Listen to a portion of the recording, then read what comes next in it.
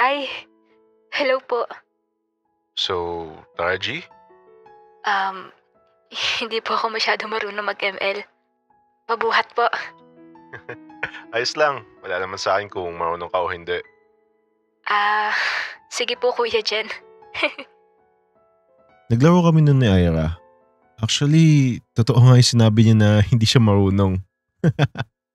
Siguro sa buong game namin, dalawa lang yung napapatay niya. Mas marami pa nga yung deaths niya kaysa sa kill niya eh. O ano, G ka pa ba? Sige po Kuya Jen. Okay lang ba sa'yo kahit wala akong masyado napapatay? Ayos lang yun. Start mo na po. Aba. At umisa pa nga. Pasalamat ka at crush kita. Habang naglalaro kami nun, syempre para hindi naman siya maboard, kinakausap ko pa rin naman siya. Kamusta ka naman? Eto, okay lang naman po. Alam niyo po ba? Fan na fan niyo po ako. Number 1 fan niyo po ako Kuya Jen. Lagi po ako nanonood ng stories niyo. Ah, thank you. Kailan po ba gumagawa nung story niyo? Oo. Grabe, ang lawak ng imagination mo, Kuya Jen. Gusto ko din yung ginagawa nyo. Nakaka-inspire po kayo gumawa ng kwento. Bakit hindi mo subukan? Tingin ko naman, kaya mo. Pag po may time gagawa po ako. Busy lang po kasi ako sa school eh. Dami po kasing pinapagawa eh. Ilusyo, kala mo talaga siya yung gumagawa eh no? Ako nga halos gumagawa ng homework naming dalawa. Ibay talaga nitong babaeng to eh no? Ay, Kuya Jen, magla-live ka ba bukas? Oo. Bakit? Wala lang po. Mga anong oras po? Pag uwi ko galing school, mga around 6 p.m. May pasok ka din pala. Same pala tayo. Anong grade mo ba? Grade 12 po. Same lang pala. Maya-maya habang naglalaro kami, tinatrash talk siya nung kakampi namin. Oy, Jendesu, kaduwong mo ba yung Angela user? Bobo naman maglaro. Oh, ba't ka nandyan sa lane na yan? Ginagawa mo dyan? Mag-quit ka na nga lang. Bobo ka maglaro eh. Mag-Roblox ka na lang kung ako sa'yo. Napansin ko na bigla siyang tumahimik. Ko ba naman trash talk ay bigla ng kakampi? Hoy, kuda ka ng kuda, tignan mo naman KDA mo. Bawg na bawg ka na, madaldal ka pa. Malakas ka nga, bobo naman kaduwo mo. Wala din silbi. Ikaw nga, bobo ka na, wala ka pang kaduo. After ko sabihin yun dun sa trash talker, pinamit ko na kay Anix yung user nun. Para wala nang bawi. Daldal eh, no? Kala mo naman talaga may ambag sa laro. Last game ko na po, Kuya Jen. Bakit naman? Magsasaing pa ako eh. Sure ako nahiya to. Pero alam ko din na unting kinilig to. Sige, nice G. Nice G, Kuya Jen. Sa susunod po ulit laro tayo. Papalakas po muna ako. Sige. Thank you po, kinalaro niyo po ako. Di ko po ito makakalimutan. Lo, di naman siya ganyan pag ako yung kausap niya. I mean, pag yung Genesis na yung kausap niya. Pag si Gendeso kausap niya, kala mo kinikilit eh. Pabebe. Pag kay Genesis, kulang na lang ipagtabuyan ako. Lagi ba naman nakasimangot pag si Genesis yung karap? Pumasok ako sa school kinabukasan nun. Nakatampo nga eh.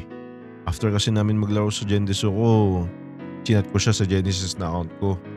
Kinamusta ko siya sa laro nila Gendeso. Sinin ba naman ako? Ayos to ha. Walang utang na loob. Ako yung dahilan kung bakit niya nakalaro si Gendesu tapos deadmine lang ako. Ibay na mukha eh no? Ako nga din pala yun. Uy, bakit sinin mo lang ako kahapon? Ha? Sinin ba kita? Di naman ah. Kahit i-check mo pa. Di ko lang napansin kasi nagsasaing ako. Sus, Ison, Baliw. Totoo naman kasi. musta pala laro nyo kagabi?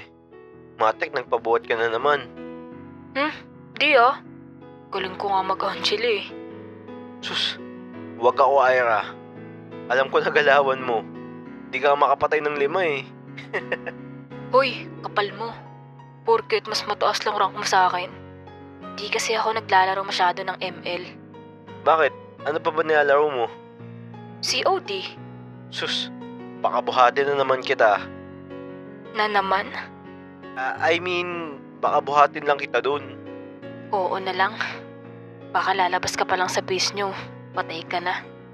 Wow, nagsalita yung hindi makapatay sa ML. Ha? Wala, sabi ko nandyan na si ma'am. Dumating na yung teacher namin kaya bumalik na kami sa upuan namin. Tapos na yung klase namin at mamayang pag-uwi ko magla-live ako. Kasi yun yung sinabi ko sa kanya kahapon. Baka kasi mag-abang siya sa live ko. Sabi niya nga daw, siya yung number 1 fan ko eh. Sige, sabi mo eh. Lumabas na kami ng classroom nun at nakita ko siya naglalakad mag-isa. Kaya sinabayan ko siya. Nasaan mga katropa mo? Wala kang kasabay? Ay, di ba obvious? Sungit talaga pag ako yung kausap eh, no? Pero pag si Jendesu na yung kausap, ang bilis mag-switch ng mood. Pabebe eh, no? Sungit mo eh, no? Ganyan ka ba makipag-usap sa idol mo? Malamang, hindi. Bakit ang sungit mo sa akin? Ha? Ikaw ba si Jendesu? Ouch, grabe ka naman. Ayaw pa naman ni Jendesu sa masungit. Paano mo naman nalaman? Secret. Weh, di nga. Paano mo nga nalaman? Idol mo, tapos hindi mo alam yung ayaw at gusto? Kala ko ba fan ka ni Jendesu? Oo kaya. Nanonood ako lagi ng stories niya. Hindi naman siya nagpapakilala eh. Pag nagla-live siya, hindi rin nagpapakita ng muka. Kawawa ka naman. Pag nalaman ni Jendesu na ganyan ka makipag-usap, di ka magugustuhan nun. Sige ka. Sus, yang ka na naman sa ganyan mo. Lakas mo na naman man-trip. Kala mo talaga kilala mo yung tao. Di ka nga nanonood sa video niya. Tangik, kilala ko siya since day 1. Ikaw ba? Alam mo ba yung tsura nun? Di nga eh. Di kasi yung nagpapakita ng muka. Sana may makilala ko na kahit kaibigan niya. Actually, kilala ko siya in person eh. Weh? Baka naman. Reto mo ako. Gusto mo ba makita yung next part? Click mo lang yung join sa tabi ng subscribe.